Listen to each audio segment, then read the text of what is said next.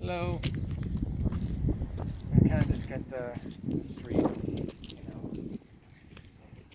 So guys, this is where I grew up from 6th grade until 12th grade when I moved out. This is Rosebud Lane in La Mesa, which is a suburb of San Diego. And I knew it was not a very nice place when I lived here as a kid, but coming back,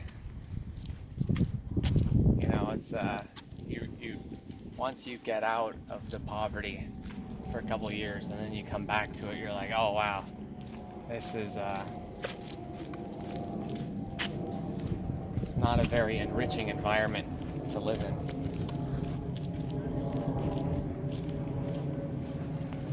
This apartment complex here. Here's one. There was a drive-by shooting. This was my next door complex. There was a drive-by shooting that happened here. Also, in this unit right here, there was the people that lived there kidnapped a family of 3, and they would rape the mother and the baby, I believe. And then they sold off the mother and the baby, and they took the dad to Mexico, and they were gonna kill him and chop him up in little pieces. But fortunately, somebody overheard them at the hotel they were at, and so it didn't happen. And this was where I lived.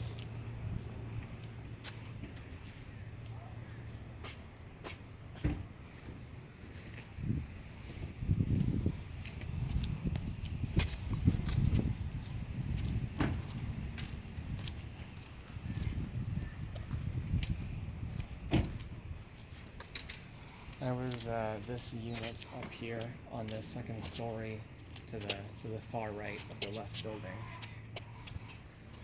There's a 2-bedroom. I think all the units are 2-bedroom, 1 bath, no AC. So it got hot during the summer.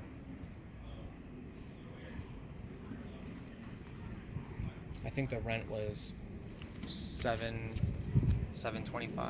$650, $725, something like that. I mean, my parents were paying it. I was living with my parents at the time, you know. But I believe that's what it was.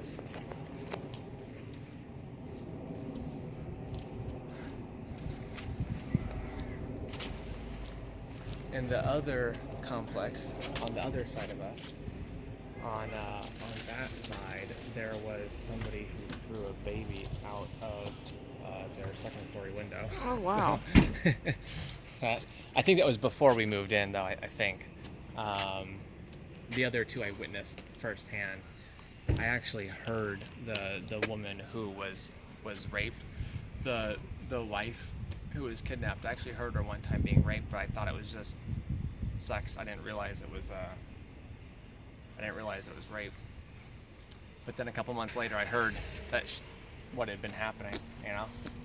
So this was the street, and I would go around.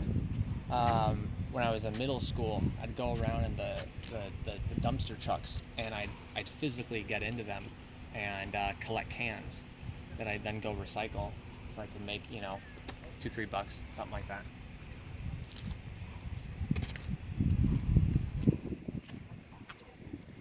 One time when I